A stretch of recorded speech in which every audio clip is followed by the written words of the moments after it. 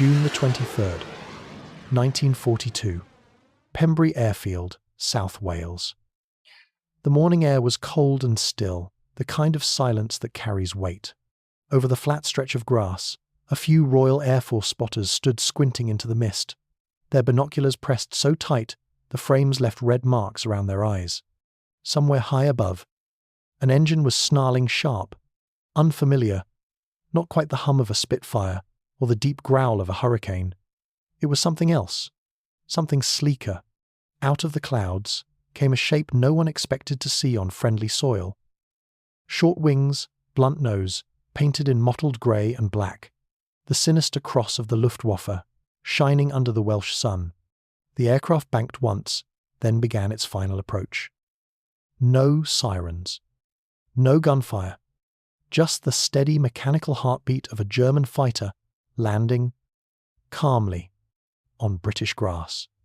It touched down smoothly, kicking up a wake of dust and dew, its radial engine coughing once before falling silent. Then the canopy slid open with a hiss, and a man in a black flight suit and leather helmet climbed out, looked around, and froze. Oberleutnant Armin Faber, 21 years old, one of Germany's rising aces, suddenly realized he was surrounded by aircraft he didn't recognize. They were Spitfires, and the men sprinting toward him were not Luftwaffe ground crew. Their uniforms were Rafe blue. For the briefest instant, he tried to rationalize it. Maybe a forward German base? Maybe captured Spitfires? But the truth hit him harder than a gun recoil. He was standing on enemy soil. In shock, Faber dropped a hand toward the throttle, desperate to restart the engine. But it was too late. The first British mechanic reached the cockpit, pointing a revolver at his head. Another yanked open the hatch. The war's deadliest fighter, the one Allied pilots had feared. For months now, sat intact on a British runway, delivered straight from the enemy. The ground crew didn't yet grasp the magnitude of what had just fallen into their laps. To them, it was simply a captured plane and a trembling German pilot. But within hours, telephone lines buzzed from Pembrey to London. Intelligence officers were already en route. Air Chief Marshal Sholto Douglas was informed before breakfast. Britain had just acquired an undamaged Focke-Wulf, 190 Germany's most formidable secret. For months before that moment, the Focke-Wulf had been a ghost over the Channel. Allied pilots spoke of it in half whispers, a machine that could outroll, outclimb, and outshoot anything they had. Yet here it was, metal still warm, its propeller glinting with morning frost. As the news spread, engineers at Farnborough scrambled to prepare. Every intelligence branch wanted a look. The Ministry of Aircraft Production ordered a secure hangar cleared. RAF officers arrived at Pembrey with cameras and notebooks, documenting the find before it was even towed away. Photographs of the captured fighter wings still dusted with Welsh mud would later circulate among squadrons like holy relics.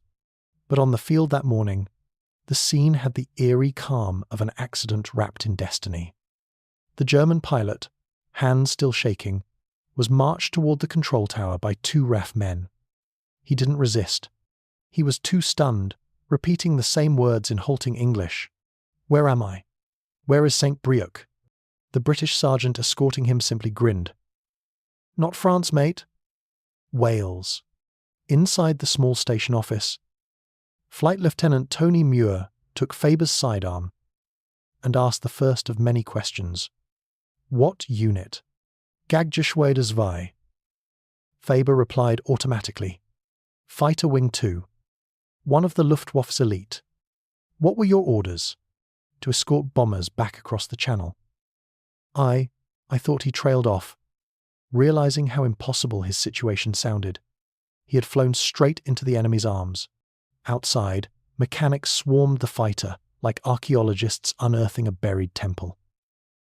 Even without formal testing, it was obvious this wasn't just another German aircraft. The lines were too clean, the surfaces too aerodynamic. It looked more like a Predator than a plane. That afternoon, a transport team arrived from the Royal Aircraft Establishment, under armed guard. The Focke-Wulf was loaded onto a truck and covered with a heavy canvas sheet. Every movement was logged, every photograph stamped secret. By the next sunrise, the fighter was on its way to Farnborough, where a group of British engineers waited with rulers, notebooks, and a kind of reverent curiosity, usually reserved for ancient relics or alien spacecraft. Faber himself was transferred to an interrogation centre near London. He sat alone in a cold room, still wearing his flight jacket, replaying the moment over and over in his head. How could he have been so wrong? He had flown dozens of missions before. He knew the Channel's geography as well as any German pilot. But on that day, the weather had turned treacherous. Clouds as thick as soup, sunlight slanting through in strange, deceptive angles. During a dogfight with British Spitfires, he had rolled hard left, diving through vapour, chasing an enemy that wasn't there. When he broke through the cloud layer, the coastline below looked familiar. Cliffs, grass, a small airfield. His compass had spun under G-forces. His brain had made the rest up. He thought he was home. Pilots called it vertigo, but that word never captured the terror of it. The body tells you you're upright when you're not. The earth can feel like sky, and east can look like west. At 300 miles per hour, one wrong assumption is fatal. But in Faber's case, it wasn't his life that ended it, was Germany's air superiority. Meanwhile, across Britain, word spread through the intelligence grapevine. Someone had landed the invincible German. RAF pilots in pubs raised eyebrows. Engineers argued about whether it was true, but the facts held. A perfect Foe 190 was in British hands, undamaged, flyable, and ready to reveal every secret the Luftwaffe had tried to keep. At Farnborough, technicians prepared to drain its fuel and begin the first of hundreds of tests. They didn't yet know what they would find, how the aircraft's roll rate would outclass every Allied design, or how its firepower could shred a Spitfire in seconds. That revelation would come later. For now, there was only awe and curiosity. One engineer reportedly ran his hand along the wing edge and whispered, "It looks alive." Another, more practical, just said, "This one's going to change everything." And it would. Within weeks, Allied test pilots would be flying this very machine, uncovering its strengths, learning its weaknesses, and passing on tactics that would save hundreds of lives. But that story, the story of how a single mistake reshaped the air war over Europe, began here. With one young man stepping out of his cockpit and realizing he had just delivered his country's most precious weapon to its greatest enemy. As the sun set that evening, Pembrey's runway lay quiet again. Only a few fresh tyre tracks marked where the Focke-Wulf had touched down. The same stretch of grass where Britain had faced invasion 2 years earlier now held the spoils of an accident that would rewrite aerial warfare. And somewhere in the nearby holding cell, Armin Faber sat staring at his boots, still trying to understand how one cloud, one turn, one brief moment of confusion had changed the balance of the skies. Before that strange day in Wales, the Focke-Wulf 190 was more myth than machine. It appeared without warning in the autumn of 1941, a new German fighter unlike anything Allied pilots had ever seen. The first encounters came over the grey skies of northern France, when RAF patrols returned from missions with bullet holes the size of fists torn through their wings and stunned expressions on the pilots' faces. At first, intelligence officers thought it was a modified Messerschmitt.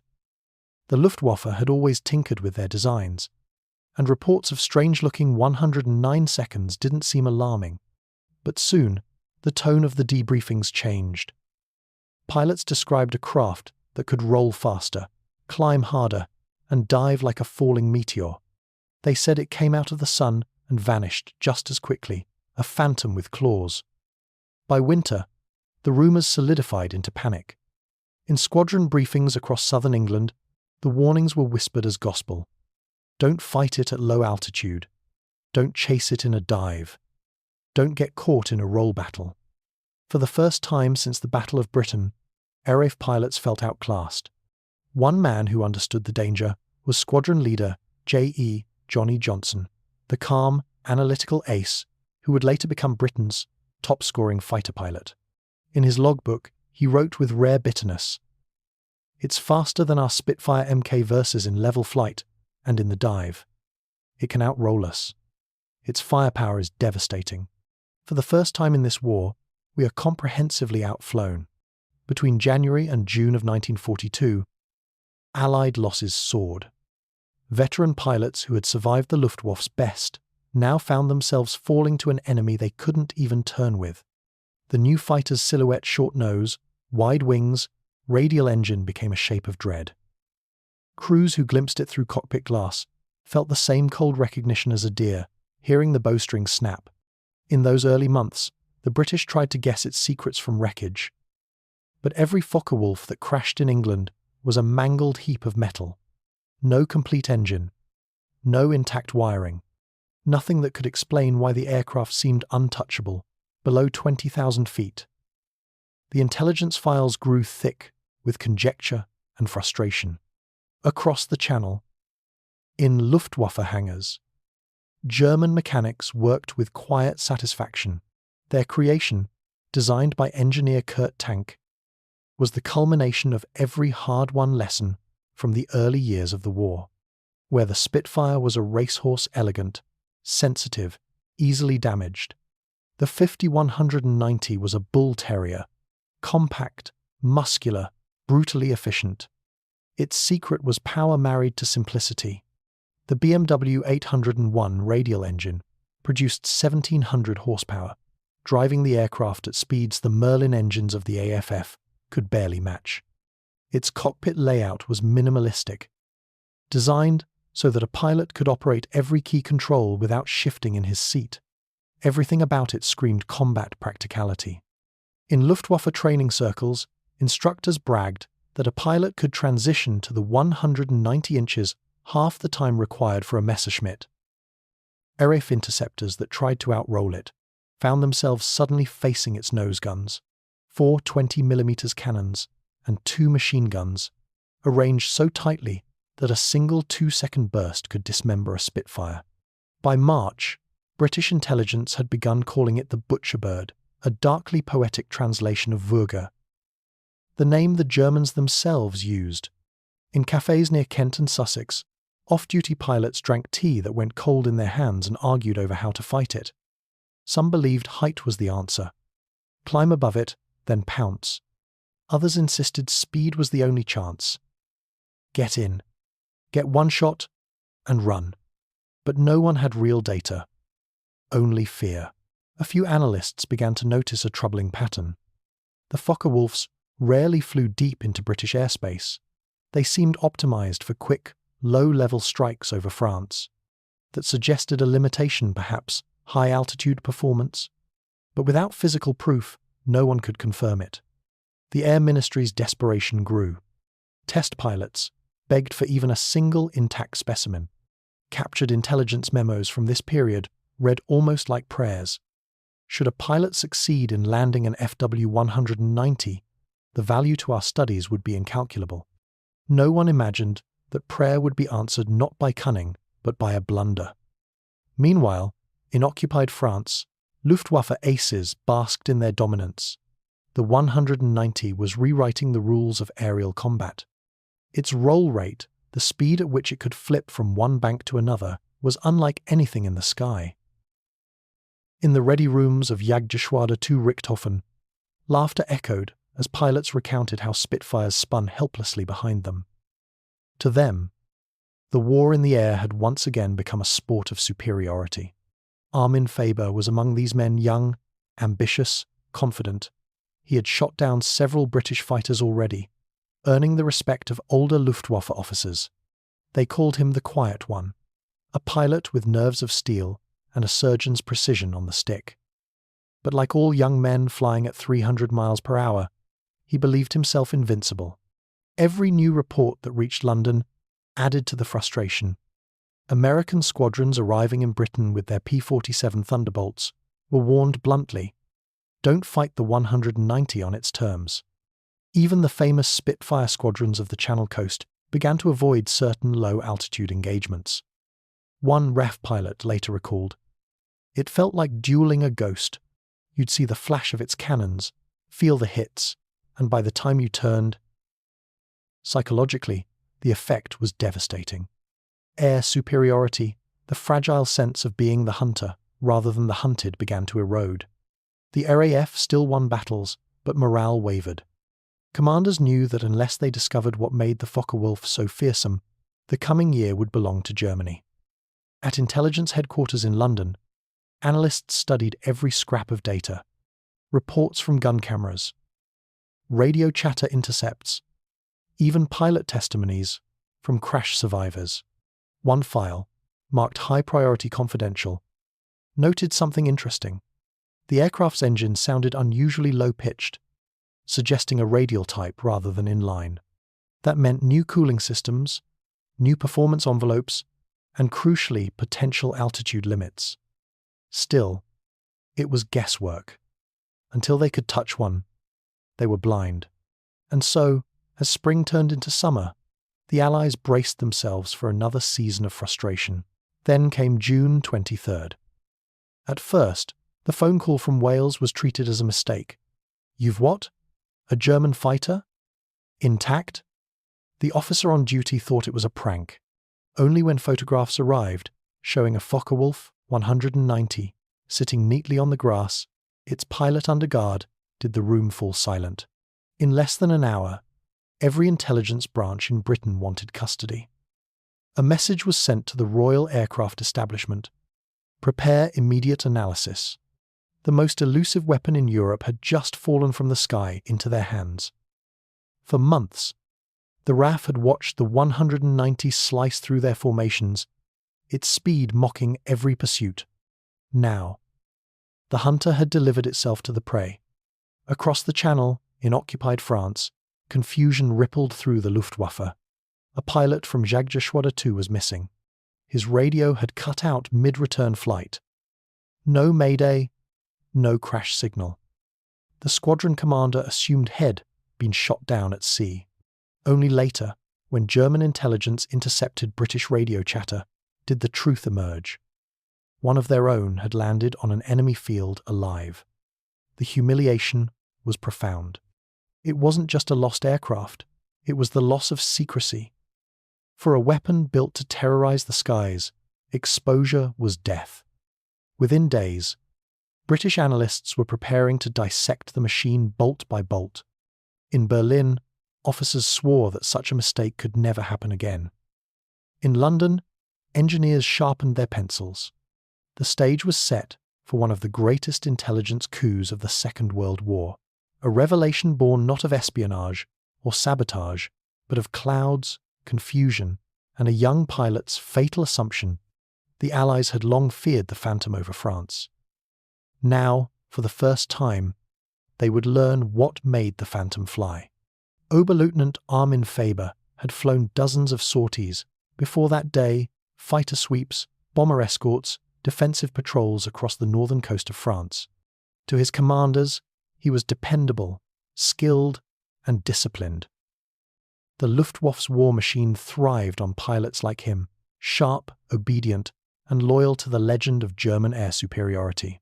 But the air over Europe in June 1942 was a labyrinth, and even the best could get lost inside it.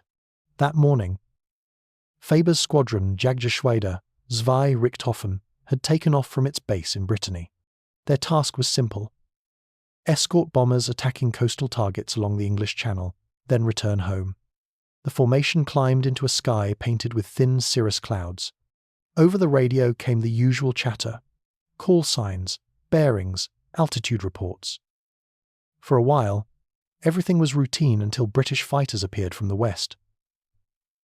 The calm order of formation collapsing into a chaotic spiral of turns, dives, and tracer fire.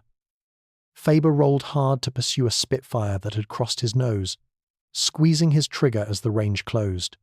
The guns barked. A brief flash, smoke trailing. The British plane peeled downward into cloud. Faber followed. That decision changed everything. Inside the cloud bank, the world dissolved into white. Instruments spun wildly. The G-forces tugged at his vision. In that instant, the human sense of direction, so dependable on the ground, became treacherous. Every pilot knew the feeling. Your inner ear lying to you, insisting that up and down had swapped places. Faber leveled his wings, or thought he did, but in reality, he had turned 180 degrees without realizing it. When he burst out beneath the clouds, the sea wasn't beneath him, it was behind him. He was flying south, not north. Ahead lay green fields, hedgerows, and a coastline that looked, to his strained eyes, exactly like Brittany. The stress of combat, the adrenaline still roaring through his veins, made it easy to believe what he wanted to believe. There an airfield. Compact, grassy, familiar. He banked toward it, lowering his landing gear. Heart rate beginning to ease. The fight was over. He had made it home. Only he hadn't. As his wheels touched the runway at Pembry, Wales, his first thought was pride. A perfect landing. But the details didn't add up: the wrong fuel trucks, the wrong control tower, the wrong uniforms. By the time realization hit, he was already surrounded. The RAF men who captured him were almost too shocked to speak. The idea of a German fighter landing uninvited on British soil seemed absurd, but the evidence was sitting right in front of them, purring softly as its engine ticked cool. Within minutes, the airfield's radio operator was on the line to headquarters, repeating the unbelievable report. Across the country, telephones buzzed. Intelligence officers scrambled. Someone from the Air Ministry demanded photographs before they even sent a recovery crew. Faber, meanwhile, sat under guard in the operations hut, staring at his hands. His mind was blank. Later that evening, during interrogation, his voice was steady but quiet. "I was returning from combat over the Channel," he explained. The cloud was thick. "I believed I was over France. When I saw the airfield, I thought he stopped, unable to finish." The British officer across the table flight, Lieutenant Tony Muir, tried to suppress a smile. "You thought you were home," he said softly. "Well, you are. Just not your home." The interrogation that followed was almost perfunctory. Faber was too stunned to resist. He gave his rank, his unit, his mission. There was little he could hide that wasn't already obvious. What mattered most to the Allies wasn't the man, but the machine head brought with him. That night, British mechanics worked under lamplight, photographing every inch of the fighter. They drained its fuel, measured the angles of its wings, and catalogued the armament. One technician, running his hand along the fuselage, whispered, "This is the thing that's been eating our boys alive." By dawn, the Focke-Wulf had been loaded onto a flatbed truck, bound for the Royal Aircraft Establishment at Farnborough. Every mile of that journey was watched, guarded, and logged. The Ministry of Defence had classified it top secret priority alpha. Inside the hangar at Farnborough, a team of engineers and test pilots gathered like scientists, awaiting the arrival of a long-lost artifact. They had read the reports, seen the photographs, debated its capabilities for months, but none had ever laid eyes on the real thing. When the canvas cover was pulled back, a hush fell over the room. The Focke-Wulf, 190, sat there in perfect condition, its grey-green camouflage blending with the shadows, the black cross on its flank still sharp. Someone muttered, "It looks like it flew straight out of the devil's workshop." Across the Channel, in France, the mood was very different. At the headquarters of Jagdgeschwader 2, panic spread as Faber failed to return. Search planes combed the coastline. Wreckage teams scoured beaches. No trace. By nightfall, his squadron leader assumed he had been shot down over the sea. But within 24 hours, word reached Berlin that an FW-190 had landed intact in Britain. The reaction was immediate and furious. Intelligence officers demanded answers. How could such a blunder occur? How could a pilot mistake enemy terrain for friendly ground? But the truth was both simple and unavoidable. Disorientation in combat was the Luftwaffe's silent killer. The German command downplayed the incident publicly. Internally, they were mortified. The Reich's most advanced fighter, its crown jewel, was now in enemy hands. The designers at Focke-Wulf headquarters feared what this meant. The Allies would soon know every secret: engine layout, wing geometry, ammunition feeds, radio frequencies. Back in Britain, the RAF wasted no time. Air Chief Marshal Sholto Douglas personally ordered a team to analyze every performance aspect. "Treat it," he wrote, "as though it were the key to the war." What the British didn't yet know was that they were holding exactly that, a key not only to the enemy's technology, but to the psychological war that had gripped their pilots since the Focke-Wulf's first appearance. Over the next 48 hours, engineers drained the remaining fuel, removed the propeller, and stripped panels from the wings. In one corner of the hangar, test pilot, Captain Eric Brown, a man who would go on to fly more captured enemy aircraft than anyone in history, took notes silently, already imagining what it would feel like to take the beast into the sky. Meanwhile, RAF intelligence prepared the first bulletin, summarizing their find. An enemy single-seat fighter of novel type has been recovered intact. Faber himself was moved to a prisoner of war facility in the north. There, surrounded by other captured Luftwaffe personnel, he learned how his mistake had become legend. British newspapers, tightly censored but slyly celebratory, hinted at a most valuable delivery from Germany. He never spoke much about that day afterward, but fellow prisoners said he often sat alone, sketching airfields on scrap paper, trying to reconstruct how the clouds had fooled him. Some said he even joked about it. "I wanted to bring victory home," he once told another pilot. "I just brought it to the wrong home." As summer deepened, the captured aircraft at Farnborough became an obsession. Every engineer who saw it came away both impressed and unsettled. The craftsmanship was brutally efficient, no wasted metal, no elegant curves, just function. To them, it was the embodiment of German engineering philosophy. Nothing ornamental, everything lethal. One test pilot wrote in his logbook, "This isn't a machine you fight against. It's a machine you have to understand, or you will die trying."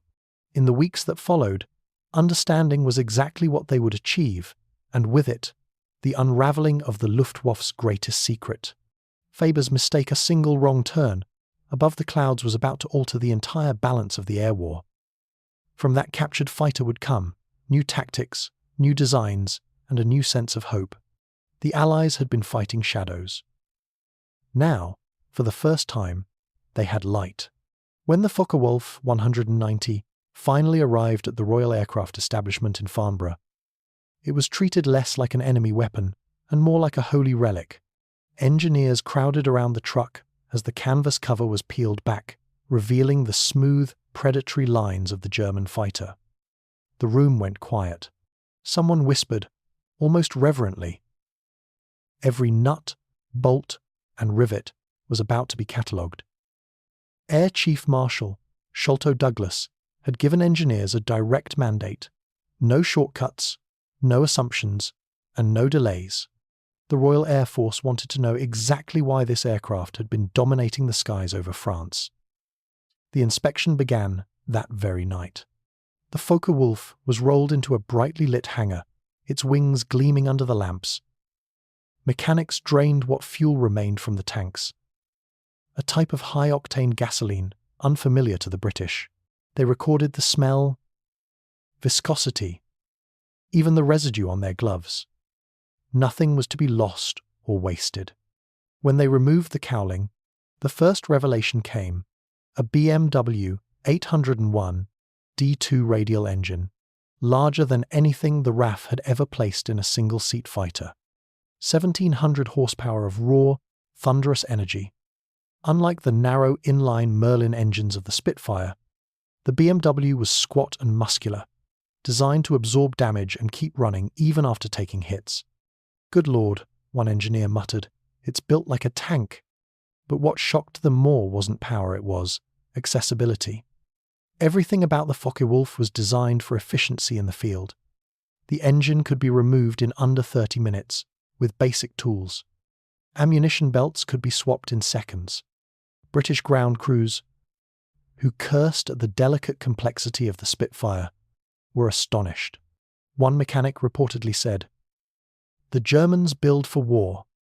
We build for art." In the days that followed, the aircraft was stripped layer by layer. Engineers weighed each component, traced wiring, measured airfoil thickness, and mapped control linkages. Test pilot, Captain Eric Winkle Brown, a man destined to fly more captured enemy aircraft than anyone in history, was among those observing closely. Brown was impressed before he even sat in the cockpit. "It looked like it wanted to fly," he wrote later. Every surface, every line was purposeful. When he finally climbed in, the difference from British design was immediately clear. The cockpit was clean and logical. Controls were positioned by function, not tradition. Levers and gauges clustered naturally around the pilot's hands. Brown felt something few Allied pilots ever admitted envy. "This," he said to a colleague, "was designed by someone who understood pilots." Once the mechanical checks were complete, Brown took the Focke-Wulf up for its first test flight on British soil. The weather was calm, the sky pale blue. He throttled up, and the fighter lunged forward with astonishing force. As soon as the wheels left the ground, he felt it a responsiveness unlike any aircraft had flown before. The ailerons were as light as thought, he later recalled. You could throw it around the sky with the flick of a wrist. The Focke-Wulf's greatest secret revealed itself not in speed, but in roll rate. The aircraft could change direction faster than any Allied fighter in existence. In a turning dogfight, that agility meant life or death. RAF pilots who had tried to follow the German fighters through rolling maneuvers were simply outpaced. The Focke-Wulf could reverse its bank angle so quickly that Allied gunners never had time to adjust their aim. Brown pushed the aircraft harder. Steep dives, sudden climbs, barrel rolls. It responded flawlessly. But then he noticed something else. At higher speeds, the controls began to stiffen, past 400 miles per hour. The stick felt like it was sinking into concrete. Back on the ground, he recorded his findings. Superb roll rate. Outstanding stability at low and mid altitudes. Control surfaces extremely heavy at high speed. That single note would soon form the basis of new Allied tactics. The knowledge that the Focke-Wulf's greatest strength came with a price. Engineers next turned their attention to the armament. Here, too, the Germans had made terrifyingly effective choices. 4 20mm MG, 151 cannons. 2 mounted in the wing roots and 2 in the outer wings, complemented by twin 7.9 2mm machine guns in the nose. The firepower was so concentrated that a 2-second burst could vaporize an enemy aircraft. British pilots had long complained that their own guns, mounted wide apart in the wings, spread their bullets too thinly.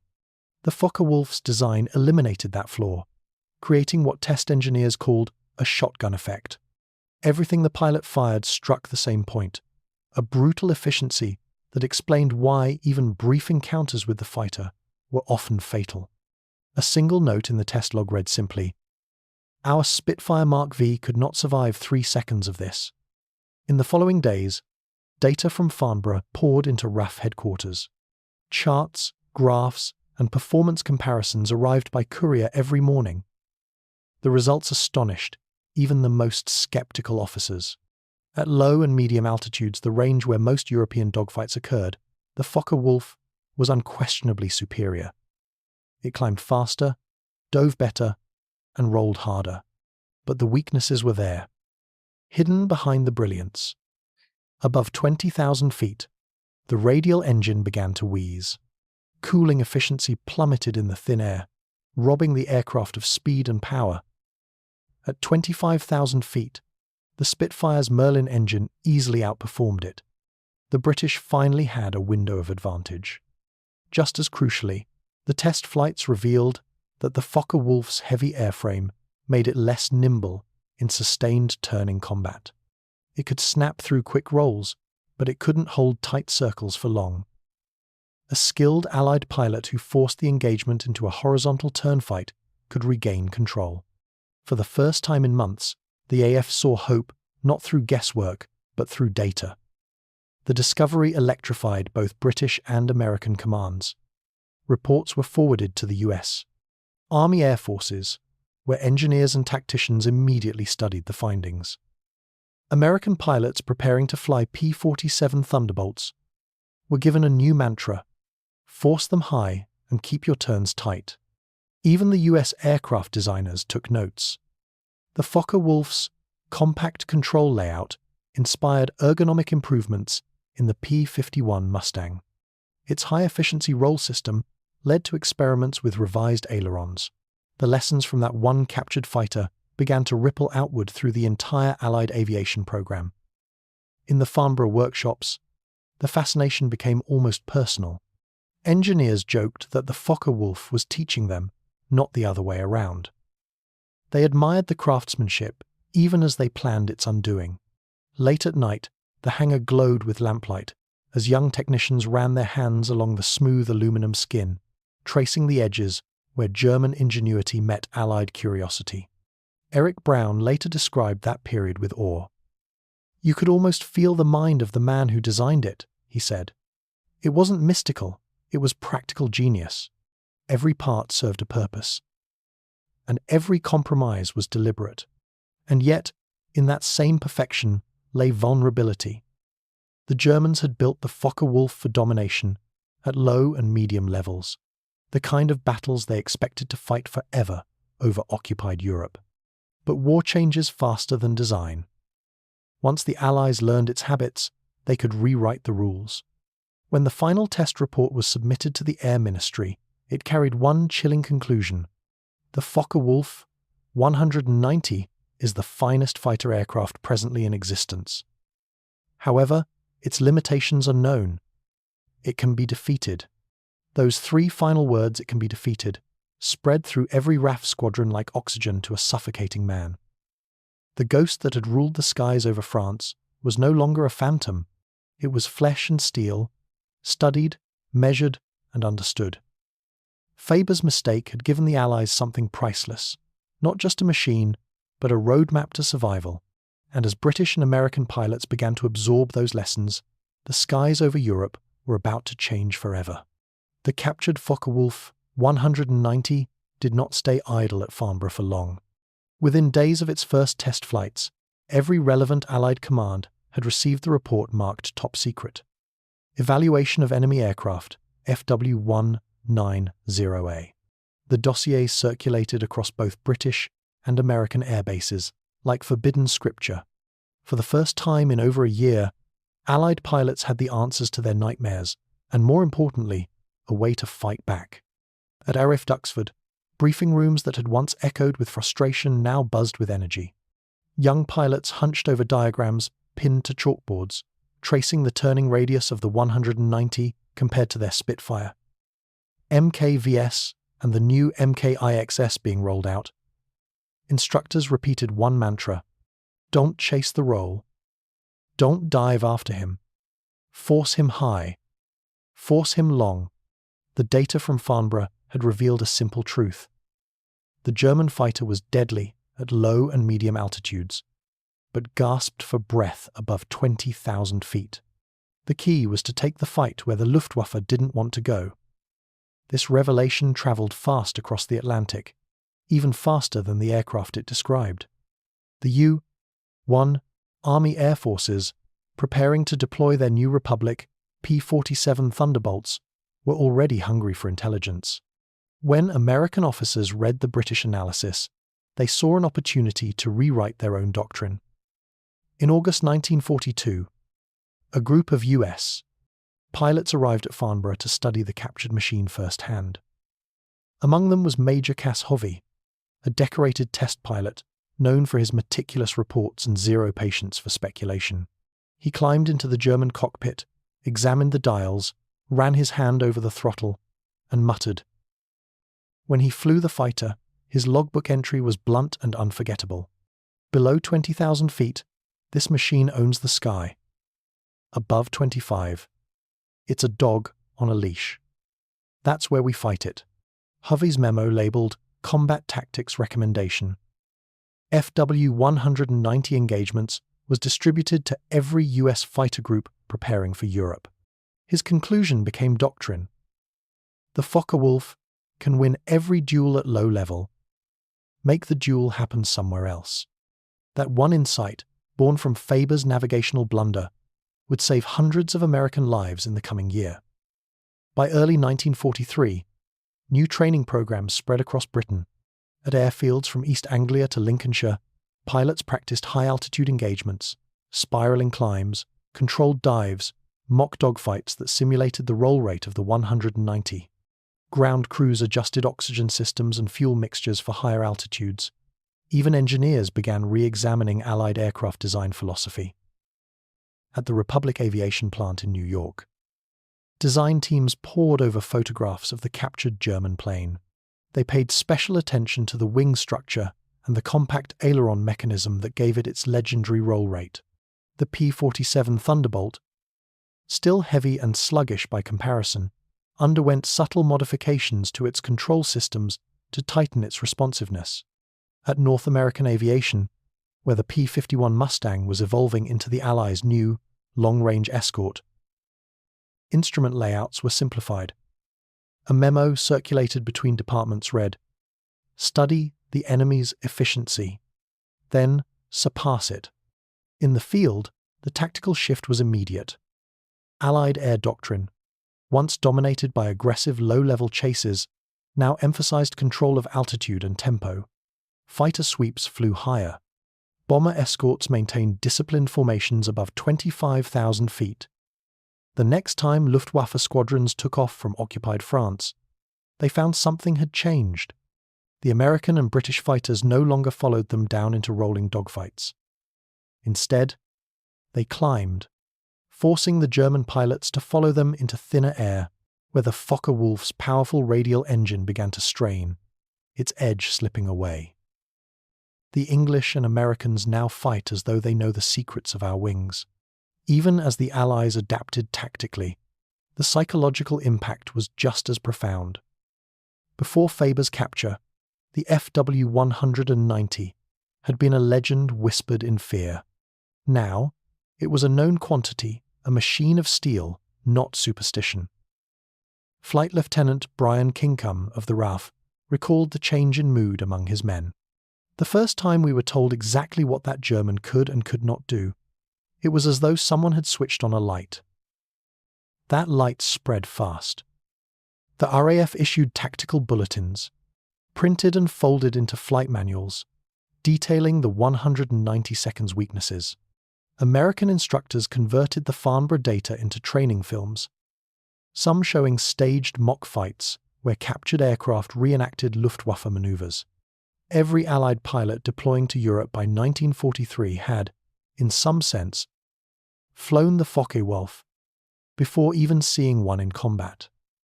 Meanwhile, the captured aircraft continued to teach. At Farnborough, engineers ran comparative tests between the Focke-Wulf and the Spitfire Mk-IX. The results confirmed what they suspected. At high altitude, the Merlin-powered Spitfire held the advantage. British pilots who had once dreaded seeing the grey blur of the 190 beneath them now actively sought the fight, provided they had the sky's height as their ally. Captain Eric Brown, who had flown the captured plane dozens of times, briefed squadrons personally. To respect it. Don't underestimate it. But remember it bleeds like any other machine when you know where to cut. Those words became unofficial gospel.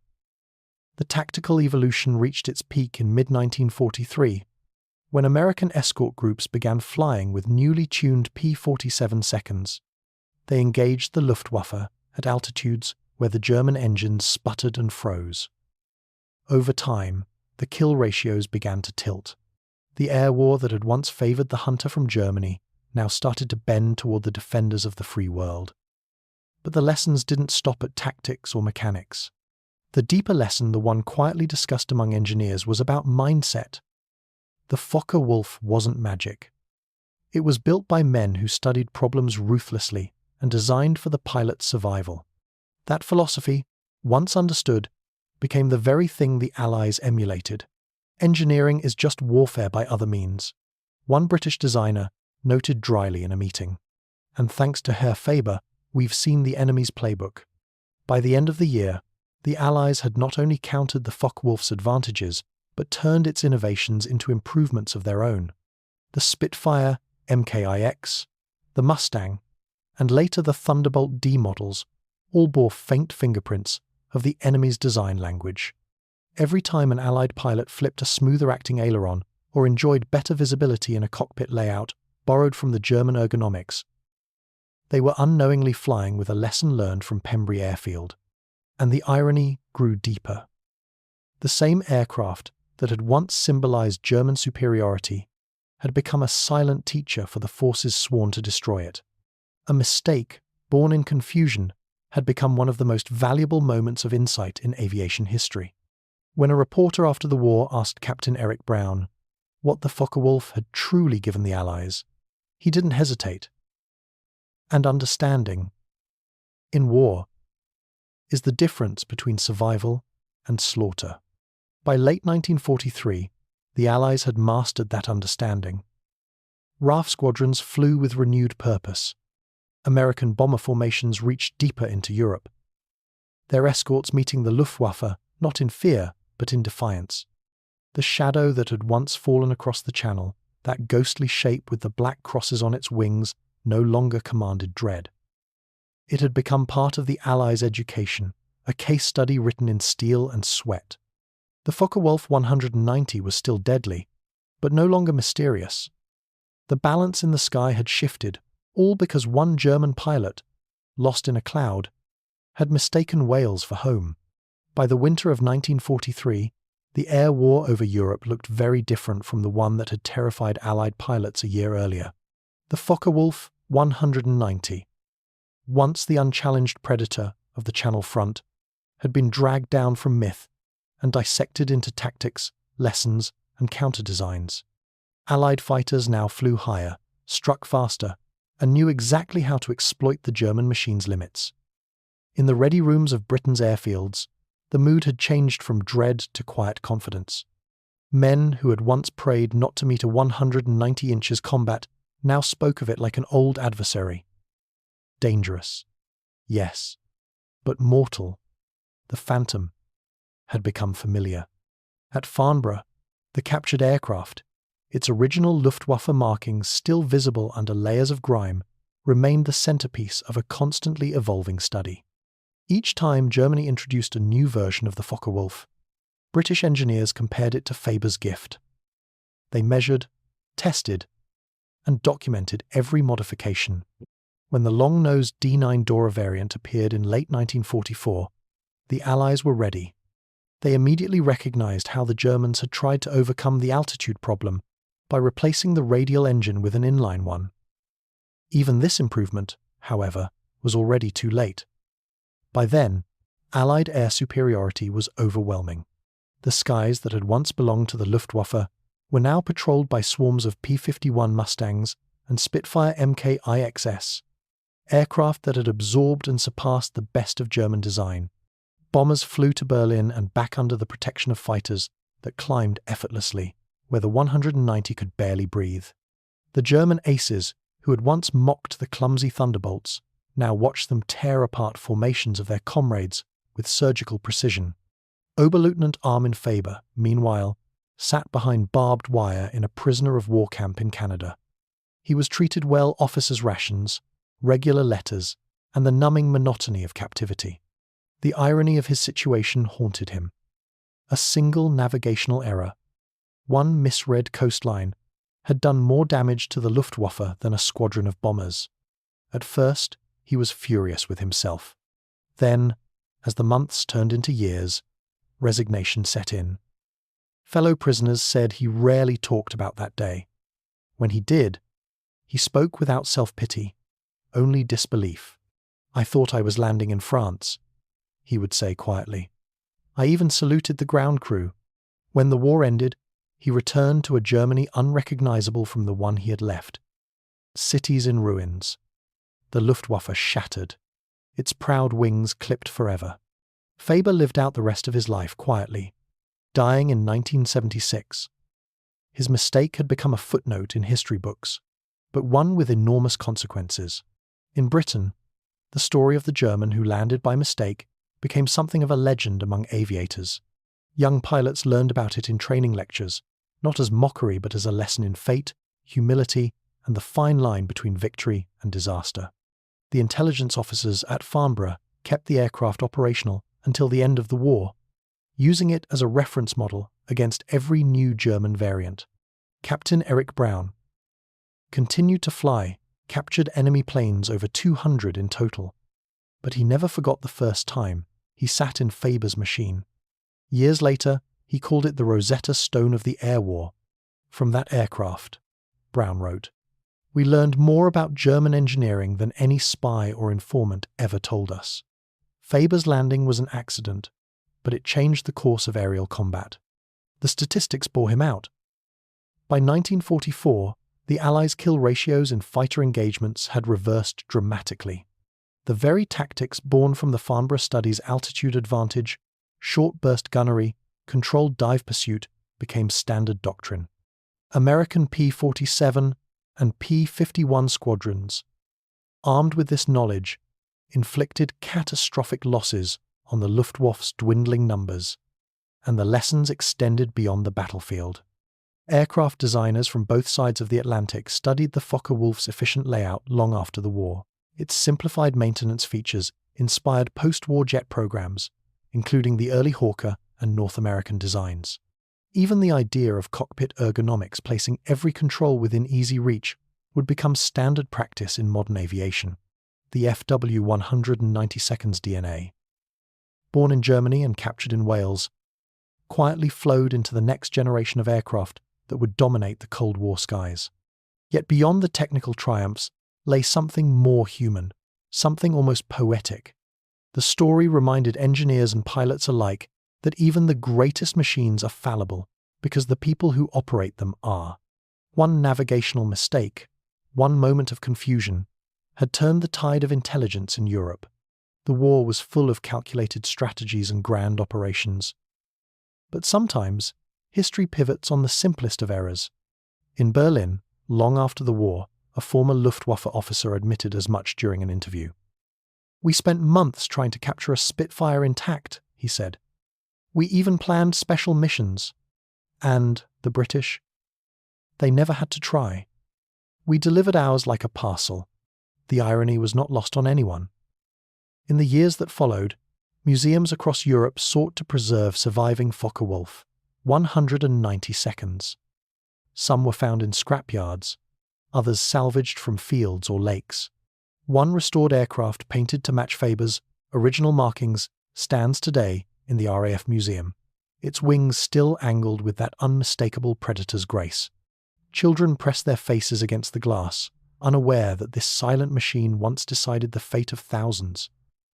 On a small placard beside it, the story is summarized in a single paragraph. A German pilot, disoriented by cloud cover, mistook Wales for France and landed his FW-190 intact on British soil. The captured aircraft was tested, studied, and used to develop counter-tactics that shifted the balance of the air war in favor of the Allies.